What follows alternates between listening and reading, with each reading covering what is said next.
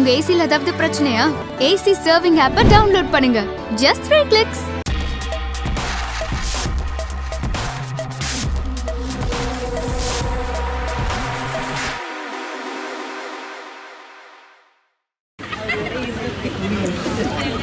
ஜனநாயகத்தின் இறுதி எஜமானர்களாகிய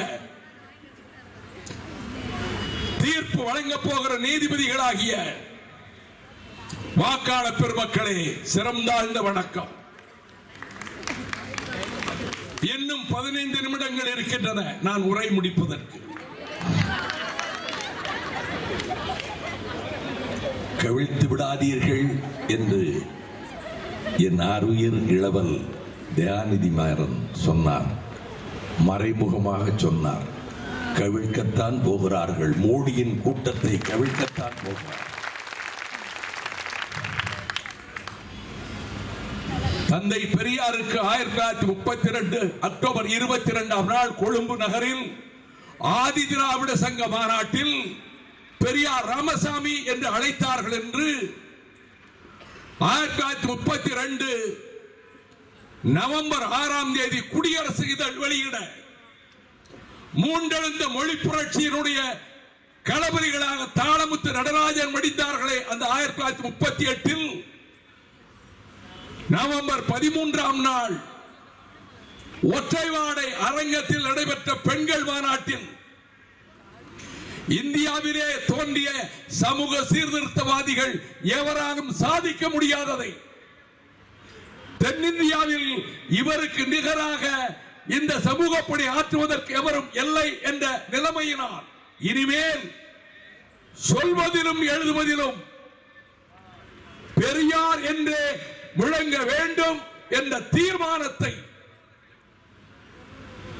நிறைவேற்றிய மாநாட்டு செய்தி 16ஆம் தேதி நவம்பர் 1938 விடுதலையிலே பிரசுரமாயிற்று. அந்த திராவிட இயக்கத்தில் மூவலூர் மூதாட்டி ராமாமிர்தம் அம்மையார் 10 ரூபாய்க்கும் பழம் புடவைக்கும் சின்னஞ்சிறு குழந்தையாக விற்கப்பட்டவர்.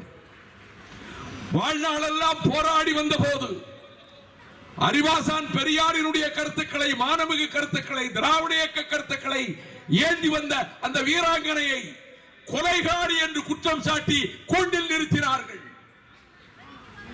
பொய் குற்றச்சாட்டு, கொலை செய்யப்பட்டவர் என்று குற்றம் சாட்டினார்களே, அவரே வந்து சாட்சியம் அளிக்க நீதிமன்றத்துக்கு வந்தார். திடுக்கிட்டது நீதிமன்றம், விடுதலையானார். நஞ்சு கொடுத்து பாலிலே கொல்ல முயன்றார்கள், தப்பினார். அவர் தலைமுடியை அறுத்து அவமானப்படுத்தினார்கள்.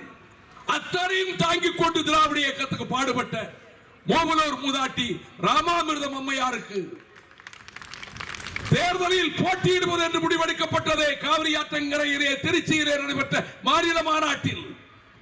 அந்த மாநாட்டில் பேரறிஞர் அண்ணா அவர்கள் பேசும்போது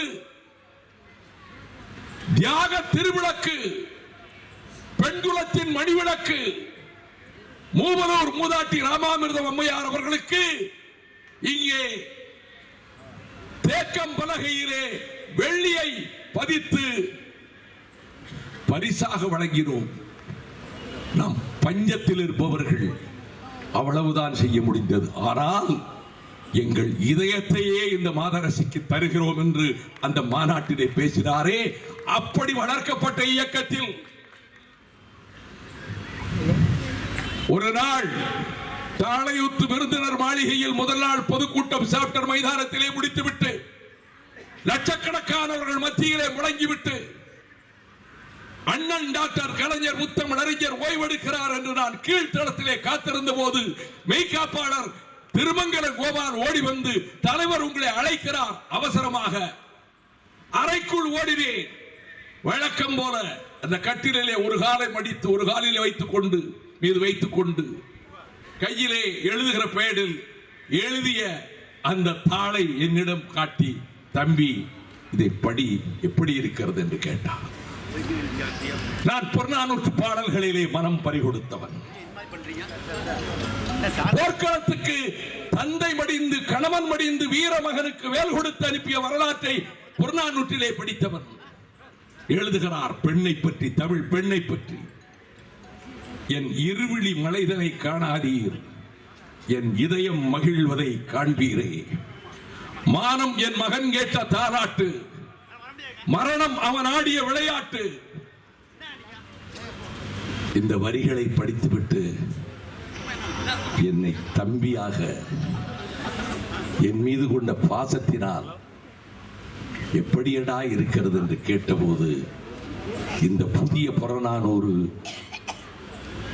புத்துணர்ச்சி, வீர உணர்ச்சியை ஊட்டுகிறது என்று சொன்னேனே, அந்த அண்ணன் டாக்டர் கலைஞர் அவர்கள் போற்றிய மகளிர். செங்கல்பட்டு மாநாட்டிலே தந்தை பெரியார் நிறைவேற்றிய தீர்மானத்தை உபகண்டத்துக்கே கலைஞரை விளக்கமாக பெண்குலத்துக்கு வெளிச்சம் தருகிற விதத்திலே பெண்களுக்கு சொத்துரிமையிலே சமபங்கு உண்டு என்ற சட்டத்தை நிறைவேற்றிய ஒரே தலைவன் இந்தியாவிலே அண்ணன் முத்தமிழறிஞர் டாக்டர் கலைஞர் அவர்கள். அவரது வீர மகன் இளைஞரணியிலே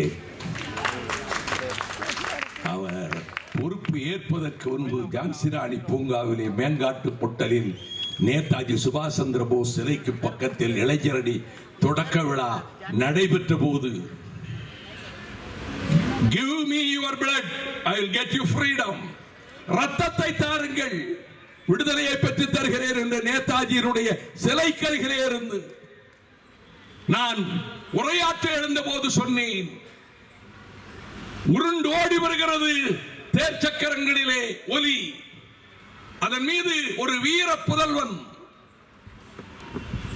இளமை பருவத்தை நெருங்கும் வயது, நெடுந்தேர் கொடிஞ்சி பொலிய நின்றோன் யார்கள் வாழ்கவன் கண்ணி என்று சொன்னாரே, அந்த தலையாலங்கானத்து செருவென்ற நெடுஞ்செழியன் நகுதக்கனரே நாடுமே கூறினர், இளையன் இவன் என உளைய கூறி படுமணி இரட்டும் பாவடி பிணைத்தாள், நெடுநல் யானையும் தேரும் மாவும் படையமை மறவரும் உடையம் யாம் என்று உருது பஞ்சாது உடல் சிரம் செருக்கி சிறு சொல் சொல்லிய சினங்களி வேந்தரை அறிஞ்சமம் சிதைய தாக்கி அவரது முரசமோடு ஒருங்கக படையனாயின் என் நிழல் வாழுணர் செந்நிழல் காணாது கொடியன் எம் இறையன குடிபலி தூற்றும் கோலேனாகுக என்றாரே, அந்த நெடுஞ்செழியனை போல இளைஞர் கூட்டமே, திராவிட முன்னேற்ற கழகத்தின் இளஞ்சிங்க இளைஞர்களே திரண்டு வாருங்கள் என்று அழைத்த அந்த நாடும் அது இளைஞரணி தொடக்க நாள். அந்த இளைஞரணி தலைவனுக்கு 66வது அகவை பிறந்த நாள் விழா.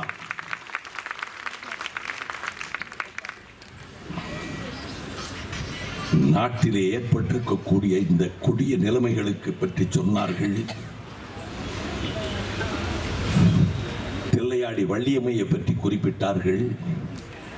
அந்த வள்ளியம்மைக்கு நினைவு மண்டபம் எழுப்பி விழா எடுத்தவர் டாக்டர் கலைஞர். வள்ளியம்மை தியாகத்தை நினைத்து அந்த மண்ணுக்கு வந்து சென்றவர் காந்தியடிகள்.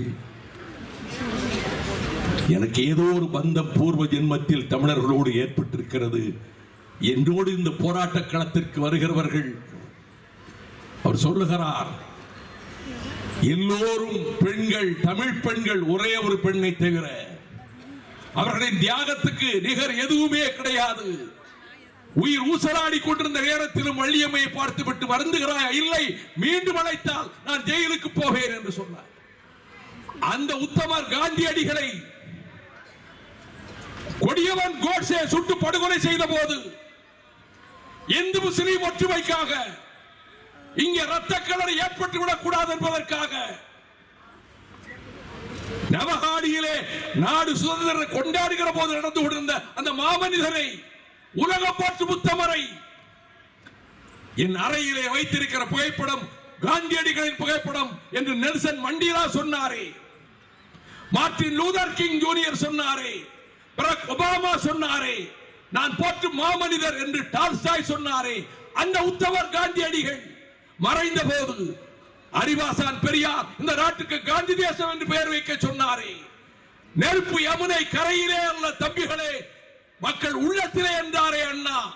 அந்த உத்தமர் காந்தியடிகளை போல ஒரு உருவத்தை செய்து இஸ்லாமியர் வாழுகிற உத்தரப்பிரதேசத்தின் அலிகார் பகுதியிலே பெருமிடித்த இந்து மகாசபையினுடைய கூட்டத்தின் தலைவி அந்த உருவத்தை பார்த்து கைத்துப்பாக்கியால் சுட ஏற்பாடு செய்து வைத்திருந்த சிவப்பு நிற திரவம் கீழே கொட்ட, அந்த உருவம் கீழே சாய, காந்தியார் உருவம் கீழே சாய, தலையில் விதித்து நெருப்பு வைத்து கோட்சே வாழ்க என்று கோஷமிட்டார்களே.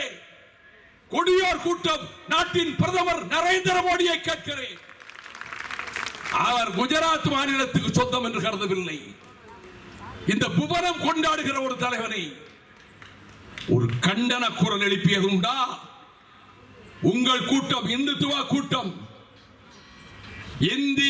இந்து ராஷ்டிரா என்று சொல்லிக் கொண்டு இஸ்லாமியர்கள் வெளியேறட்டும் என்று சொன்னதோடு மட்டுமல்லாமல் கௌரி லங்கேஷ் போன்ற பெண்மணியையும் சுட்டுக் கொண்டார்களே. அவள் தங்கை நான் மீண்டும் களத்துக்கு வருகிறேன் என்று மடிந்த கௌரி லங்கேஷ் தங்கை வந்து விட்டாள். இவ்வளவு கொடுமைகளையும் செய்துவிட்டு பிரதமர் அவர்களே, எங்களுக்கு செய்த வஞ்சகங்கள் ஒன்றல்ல இரண்டல்ல.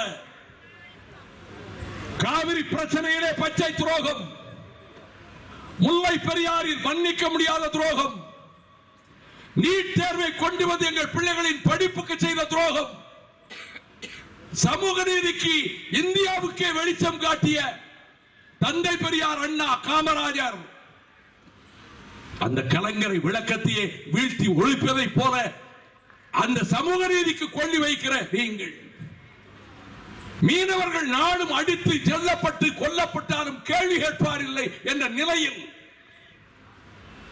எங்கள் தமிழகத்துக்கு செய்த வஞ்சகம் போதாதா என்று கருதுகிற இந்த நேரத்தில் நான் சொல்லுகிறேன், எங்கள் புதல்வன் அபிநந்தன், எங்கள் புதல்வன், எங்கள் மண்ணின் புதல்வன் அபிநந்தன், அவன் பாகிஸ்தான் ராணுவத்தினரால் கிராமத்து மக்களால் தாக்கப்பட்டு ராணுவத்தினரால் கொண்டு போற போது அவன் கம்பீரமாக அமர்ந்திருந்தாரே, அது இந்தியர்களுக்கு பெருமை.